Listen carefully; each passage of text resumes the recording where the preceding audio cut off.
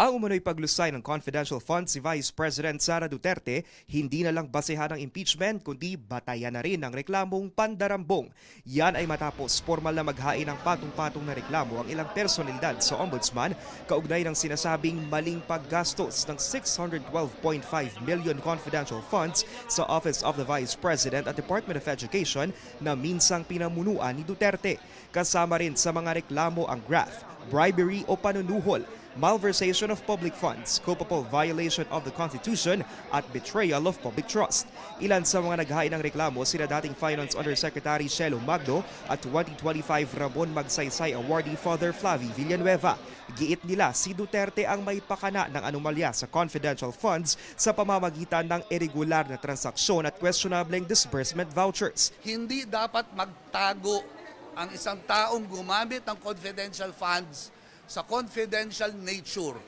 Accountability takes precedence before that confidential fund. Pinunturo nila ang mga pangalan sa acknowledgement receipts na wala sa datos ng Philippine Statistics Authority. Gayon din ang testimonya ng ilang tauhan ng DepEd sa Kamara na nakatanggap sila mismo ng envelope ng pera mula kay Duterte na ayon sa mga complainant, basehan para sa panunuhol.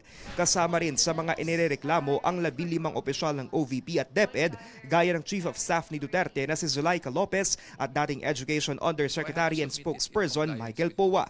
Sinampahan din ang reklamo ang dating miyembro ng security group ni Duterte na si Colonel Raymond Lachica na pinagbigyan umano ng milyon-milyong confidential funds. Hindi ba malaking issue yan na bakit noong 2023 ay nabigyan ng confidential fund ang mga iba't ibang ahensya na wala namang national security functions?